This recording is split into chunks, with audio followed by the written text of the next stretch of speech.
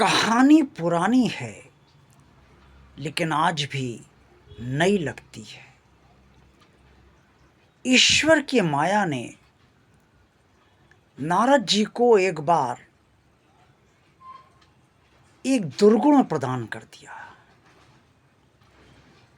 और ईश्वर की माया का उसके पीछे ये उद्देश्य था कि नारद जी की भक्ति की परीक्षा ली जाए।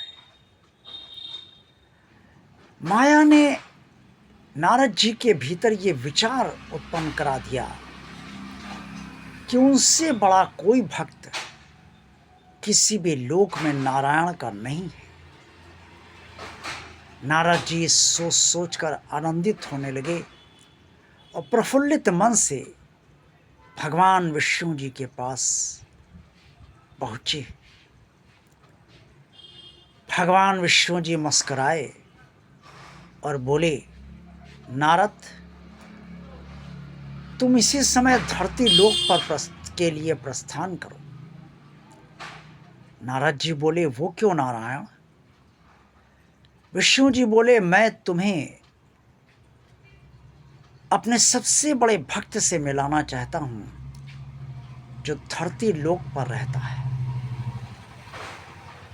नारद जी आश्चर्यचकित हुए और जब उनके कुछ समझ में नहीं आया तो उन्होंने पूछ ही लिया, प्रभु, मुझसे बड़ा भक्त कौन है आपका?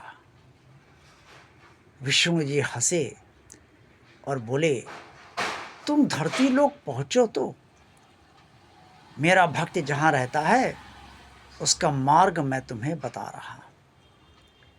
नारद जी ने मार्ग बहुत ध्यान से सुना और उसके बाद धरती लोक पर वो आ गए। भगवान विष्णु जी के बताए हुए मार्ग पर चलते हुए जब नारद जी भगवान विष्णु जी के बताए गए सबसे बड़े भक्त के घर पहुंचे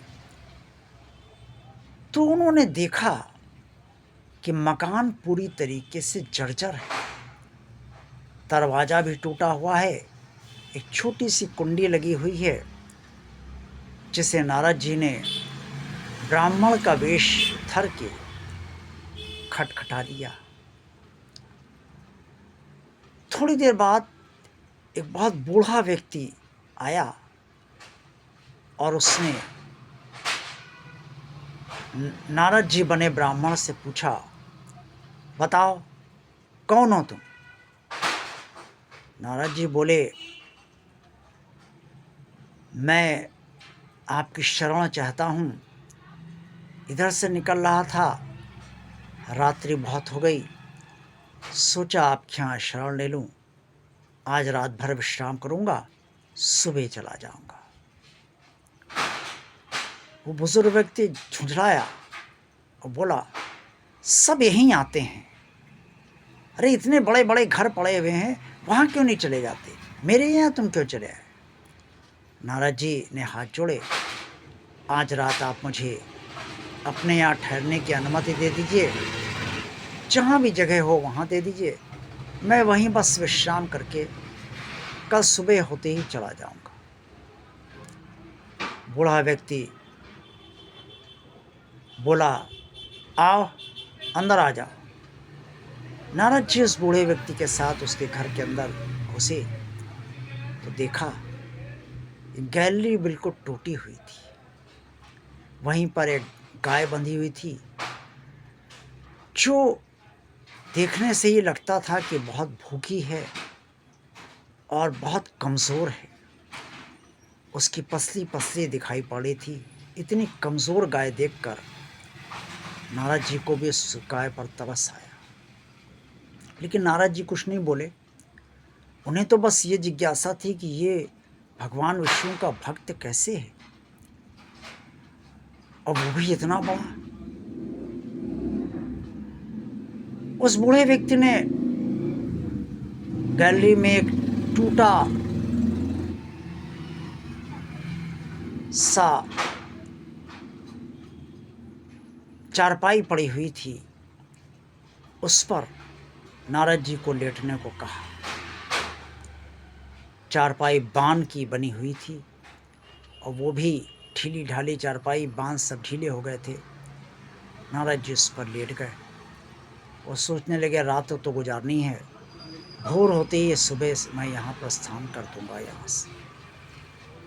कुछ देर बाद वो व्यक्ति,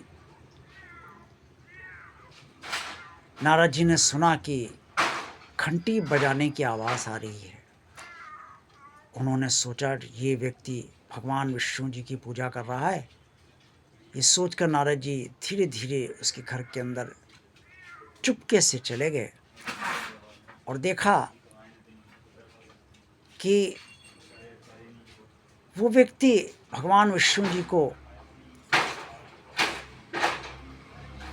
पूजा कर रहा है उनकी, और एक बूंद उन्होंने, उस व्यक्ति ने भगवान विष्णु जी को भोग लगाया और कहा लो जो दिया है वो तुम खाओ। ये कहकर तो बूढ़ा व्यक्ति आया। तब तक नारद जी चुपके से पुनः अपनी चारपाई पे चले जा चुके थे। उसने नारद जी को वो थोड़ा सा दूध गिलसिया में दिया और कहा लो पियो, ये गाय इतना ही दूध देती है, भोग लगाया तुमको दे दिया, और यहाँ ही क्या जो तुम यहाँ आकर लेट गए। नारद जी कहने लगे आप पी लीजिए। वो व्यक्ति बोला नहीं, तुम अतिथि हो, इसे तुम पियो और सुबह होते ही चले जाना। नारद जी कहने जी। ये कहकर नारद जी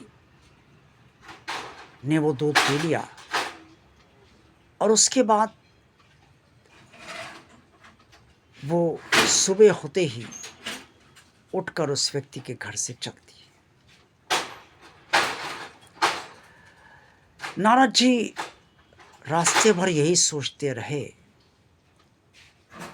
कि ये व्यक्ति भगवान विष्णु जी की पूजा तो बस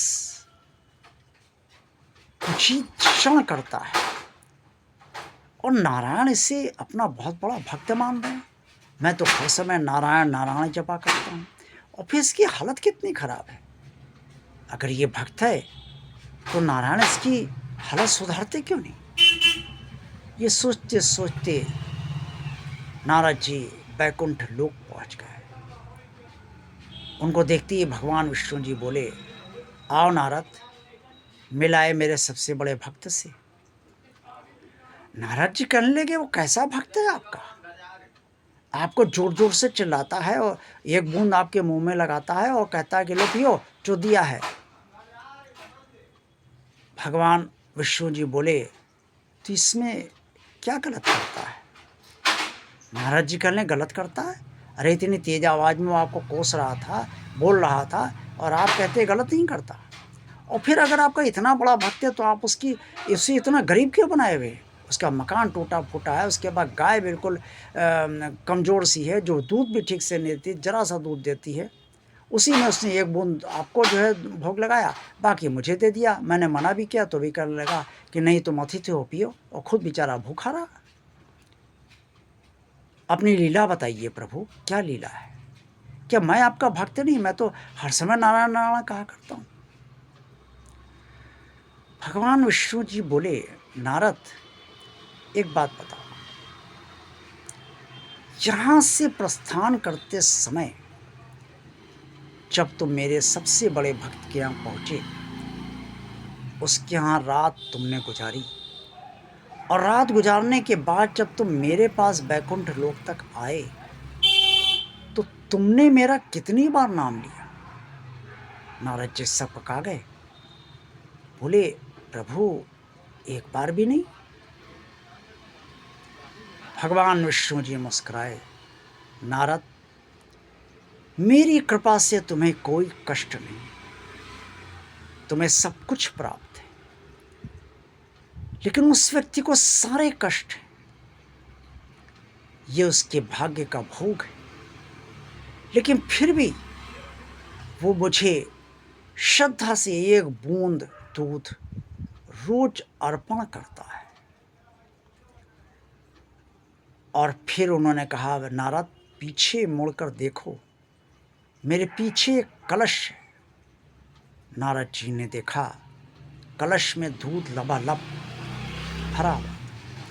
नारद जी कहने ये क्या है? भगवान विष्णु जी बोले ये वही दूध की बूंदें हैं जो मुझे एक एक बूंद करके वो पिलाता है, मैं उसे पीता हूँ नहीं हूँ और यहीं पर एकत्र कर रहा हूँ। नारद जी बोले एकत्र कर रहे हैं, क्यों? आप ग्रहण क्यों नहीं कर लेते? उन्होंने कहा नहीं, ये वो पुण्य कार्य कर रहा है। मैं अपने भक्त का आभारी हूँ, कितने दुर्दिन में भी वो मुझे इस तरह से याद कर रहा है और मेरा स्मरण कर रहा है।